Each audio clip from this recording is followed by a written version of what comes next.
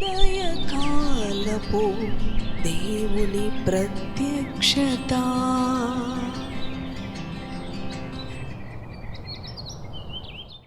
Praise the lord, హల్లెలూయా. ప్రభునందు ప్రియ దేవుని బిడలారా, ప్రభు యొక్క అత్యంత కృపను బట్టి మరి ఒక ఉదయకాల దేవుని ప్రత్యక్షపు వాక్కులోనికి వచ్చి ఉన్నాము. ఆయన ప్రత్యక్షపు వాక్కు ప్రతి ఉదయం మన జీవితాలను బలపరుస్తూ ఉన్నది. అవును, సంతోషముతో సమాధానముతో దేవుని వాక్యము మనలను నింపుతూ ఉన్నది. ప్రతి ఉదయము దేవుని వాక్కుతో, దేవుని సన్నిధితో మన దినచర్యను ప్రారంభించుటలో గొప్ప ఆశీర్వాదం మన కొరకు సిద్ధంగా ఉన్నది. ఏ పరిస్థితులను బట్టి చింతించక దేవుని వాక్యమును ధ్యానిద్దాం. దేవుని వాక్యముతో, ఆయన సన్నిధితో ఈ దినచర్యలో ముందుకి కొనసాగుదాము. పరిశుద్ధ గ్రంథములో సామెతలు గ్రంథము 28వ అధ్యాయము 25వ వచనమును చదువుకుందాం. ప్రియ దేవుని బిడలారా, యెహోవా యందు నమ్మిక ఉంచువాడు వర్ధిల్లును, తన మనస్సును నమ్ముకొనువాడు బుద్ధిహీనుడు. హల్లెలూయా. యెహోవా యందు నమ్మిక ఉంచువాడు వర్ధిల్లును, తన మనస్సునందు నమ్మిక ఉంచువాడు బుద్ధిహీనుడు అని ఉదయకాలం ప్రభు మనతో మాట్లాడుతూ ఉన్నాడు. ప్రియ దేవుని బిడ్డ, దేనిపైన నీ నమ్మకం ఉన్నది? ఎవరిపైన నీ విశ్వాసం ఉన్నది? ప్రభు అంటూ ఉన్నాడు కదా. అవును, యెహోవా యందు నమ్మిక ఉంచువాడు వర్ధిల్లును. అవును, తన బిడ్డలు ఆయనపై ఆనుకొని, ఆయనను ఆధారం చేసుకొని, ఆయన యందు నమ్మిక ఉంచిన బిడ్డలు అంతకంతకు వర్ధిల్లుతారు, అంతకంతకు తేజరిల్లుతారు. ఆయన ఉన్నత స్థలములలో మరి అవును ప్రియ దేవుని బిడ్డలారా, ఆయన తన బిడ్డలను నిలబెట్టే దేవుడు. తనను నమ్ముకున్న బిడ్డలను, తనపై ఆనుకున్న బిడ్డలను, తనను ఆధారం చేసుకున్న బిడ్డలు ఎన్నడూ కూడా మరి చూడండి క్రిందకి పోరు, మరి దిగజారిపోరు. అంతకంతకు అవును ప్రియ దేవుని బిడ్డలారా, మరి పక్షిరాజు రెక్కలు చాచి పైకి ఎగురునట్లు యెహోవా కొరకు ఎదురు చూచువారు నూతన బలాన్ని పొందుకుంటారని అవును దేవుని వాక్యం చెప్తుంది. అలానే యెహోవాను నమ్ముకొని వారు వర్ధిల్లుతారు, వారు నూతన బలాన్ని పొందుకుంటారు. పక్షిరాజు ఏ విధంగా రెక్కలు చాచి పైకి ఎగురుతూ అవును ప్రియ దేవుని బిడ్డలారా, ఎంతో ఉన్నత శిఖరాలలో అది మరి సంచరిస్తూ ఉన్న ఆ అనుభవము తన బిడ్డలకు కూడా, తన యందు నమ్మిక ఉంచిన తన ప్రజలకు కూడా ఆయన అనుగ్రహిస్తానని ఈ ఉదయకాలం తన వాగ్దానాన్ని మనకు అనుగ్రహించాడు. చూడండి, తన మనస్సును నమ్ముకున్నవాడు బుద్ధిహీనుడు. అవును, మరి ఒక వచనం ఉంటుంది, యెహోవాను ఆశ్రయించుట మేలు, మనుషులను నమ్ముకుంట కంటే, అధికారులను నమ్ముకుంట కంటే యెహోవాను నమ్ముకొనుట. కొంతమంది వారి బుద్ధిని, వారి మనసును, స్వబుద్ధిని ఆధారం చేసుకుంటారు. నాకన్నా జ్ఞానవంతుడు, నాకన్నా తెలివైన వాడు, నాకన్నా బలమైన వాడు. అవును ప్రియ దేవుని బిడలారా, మరి చూడండి ఏ విధంగా గొలియాతు ఎంతో బలమైన వాడు, తన ప్రజల విషయంలో మరి ఎంతగానో తన యొక్క ప్రజలను అవును ప్రియ దేవుని బిడలారా బెదిరిస్తూ అదిరిస్తూ తన బలముతో వీరవీగుతూ అవును తన యొక్క దేహ దారుఢ్యాన్ని బట్టి ఎవరైనా మీలో అవును ప్రియ దేవుని బిడ్డలారా మరి వారు సవాలు విసురుతూ ఉండగా వారు ఎవరిని నమ్ముకున్నారు?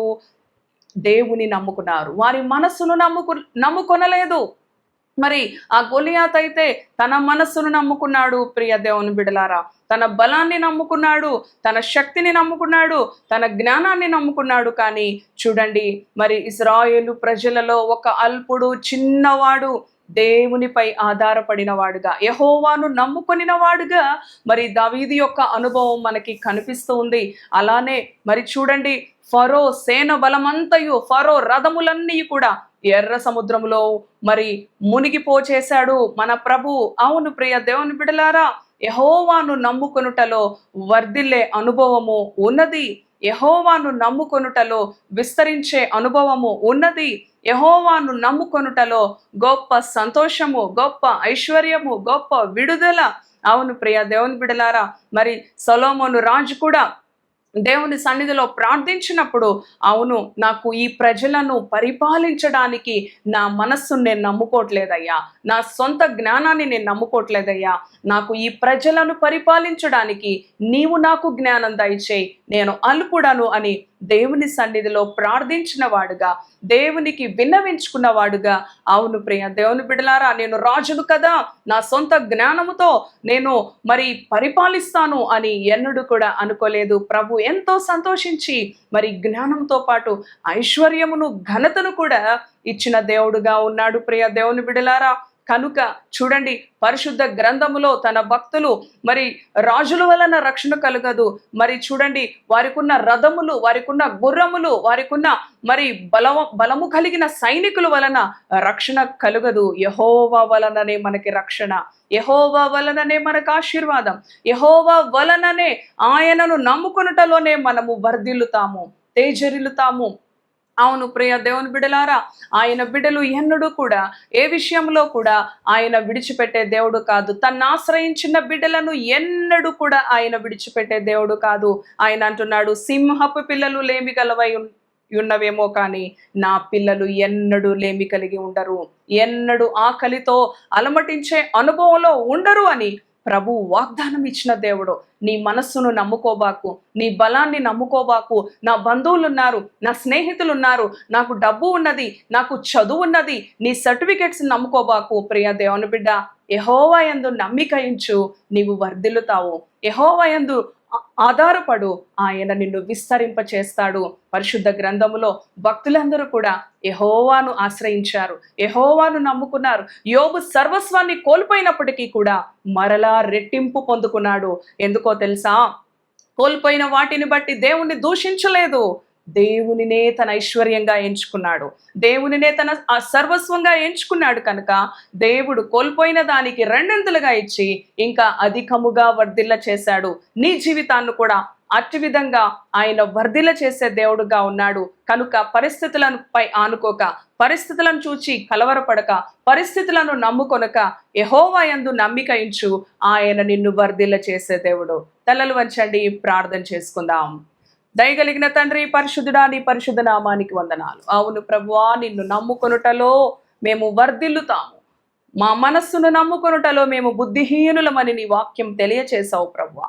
ఈ ఉదయకాలము నాయన నీ శక్తి కలిగిన వాక్కు చేత నీ బిడ్డలను దర్శించినందుకు వందనాలు. నీ పైన ఆధారపడి ఏ పరిస్థితి అయినా, అవును తండ్రి, నీ పైన ఆనుకునే బిడ్డలుగా, నాయన నిన్ను నమ్ముకునే బిడ్డలుగా, నీ బిడ్డలు ఎల్లప్పుడూ కూడా ఆయా వర్ధిల్లే బిడ్డలుగా ఉండాలి నాయన.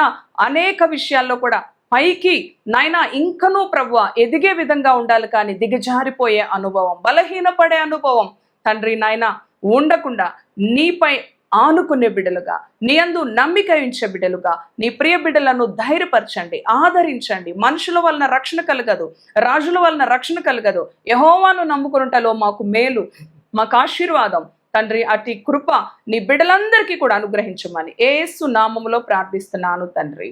Amen, amen. Praise the lord. God bless you.